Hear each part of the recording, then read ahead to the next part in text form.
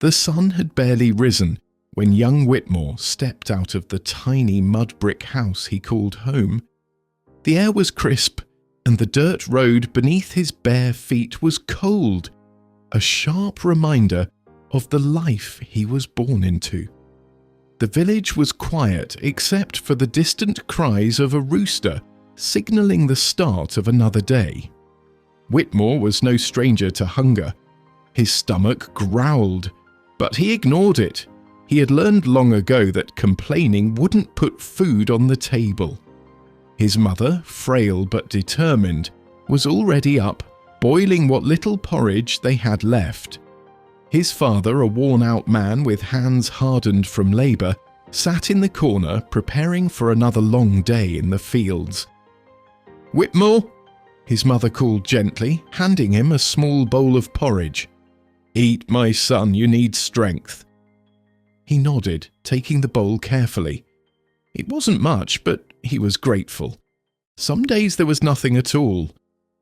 He ate quickly, knowing he had to leave soon. His father placed a rough, calloused hand on his shoulder. "Son, you must learn this now. Life will not hand you anything. If you want a better future, you must work for it." Whitmore looked up at his father's tired eyes and nodded. The word settled deep in his heart. As he walked to the fields barefoot, the rocks and twigs poked at his feet, but he didn't complain. He had made a vow. One day, his children would never feel the pain of hunger, of cold feet, or of uncertainty. One day they would have everything he never did. Years passed, and Whitmore kept his promise to himself. He worked harder than anyone else, taking on extra labour, saving every penny, and slowly climbing his way out of poverty. He learned to trade, built a small business, and eventually, he no longer worried about his next meal. When he married and had a son, Henry, Whitmore's heart swelled with determination. Henry would never suffer the way he had. From the moment Henry could walk, Whitmore provided everything he could. New shoes, warm meals, a bed with soft blankets, things Whitmore himself had never known as a child. One evening as they sat by the fire, Henry looked up at his father. "Papa, why do you work so much?" Whitmore smiled, running a hand through his son's hair. "Because, my son, I want you to have a better life than I did. You will never know hunger, never walk barefoot, and never feel the pain of struggle." Henry didn't fully understand, but he nodded. Whitmore believed he was doing the right thing.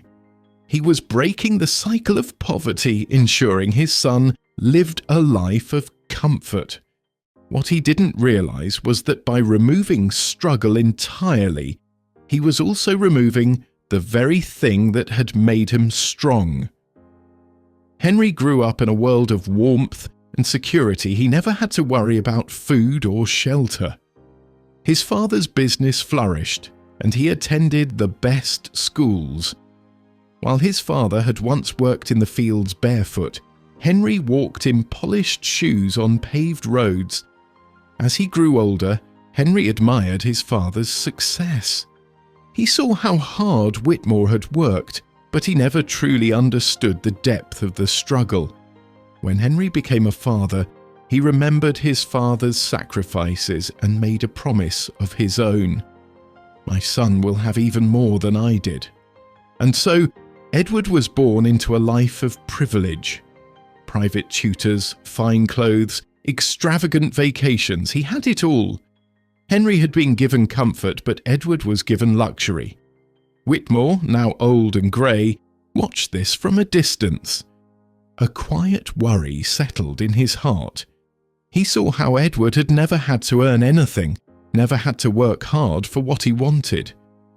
"Henry," Whitmore said one day, "be careful not to make things too easy for him." "Siwa," Henry laughed. "Father, isn't this what you wanted? For us to never suffer?" Whitmore sighed but said no more. Edward's world was one of ease. Every wish was granted, every desire fulfilled before he even had to ask. He never had to work for anything. By the time Edward had his own son, Theodore, the pattern continued, but this time something was different. Theodore was born into unimaginable wealth. He had nannies, chauffeurs, and anything he asked for. He never lifted a finger. He never struggled. He never learned resilience. One evening, Theodore sat with his father, Edward, scrolling through his phone. "Father, why do people have to work? It seems so unnecessary." Edward chuckled. "We worked hard so you wouldn't have to." Theodore shrugged. "That's good. I don't think I could handle it." Edward felt a small sting in his chest. His grandfather had walked barefoot. His father had worked tirelessly.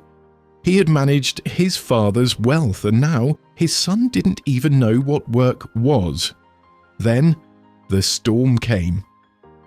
Edward's business collapsed overnight due to a financial crisis.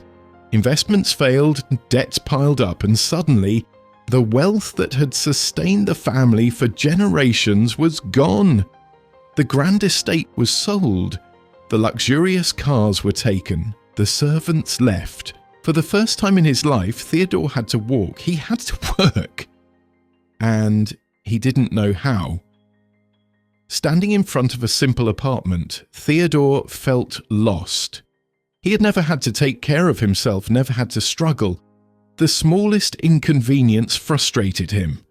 One evening, as he sat in the dimly lit room, he whispered, "Father, what do we do now?" Edward sighed. "We rebuild." Theodore frowned. But how? Edward had no answer. He had spent his life ensuring Theodore never faced hardship, and now, when hardship came, Theodore had no idea how to handle it. And so, the cycle had come full circle. Sitting in the small apartment, Edward finally understood what his grandfather had once tried to tell his father. The man who walked barefoot worked, so his son wouldn't have to walk. That son worked so his child wouldn't have to struggle. That child worked so his son would never know discomfort, and that child, having never struggled, never learned to survive. And so his son walked again. Edward placed a hand on Theodore's shoulder. "Son, I made a mistake. I wanted you to have everything, but I never taught you how to earn it. Now, we start over, and this time, you will learn." Theodore looked at his father, confused. "Learn what?" Edward smiled sadly. "Resilience, gratitude, discipline, survival skills, the things we lost when we removed struggle." And so for the first time in generations, the cycle changed. Theodore learned to work, to struggle, and to survive. Because comfort doesn't build strength, struggle does. Moral of the story: struggle builds strength, while excessive comfort can lead to weakness. True resilience, gratitude, and discipline come from overcoming hardships, not avoiding them.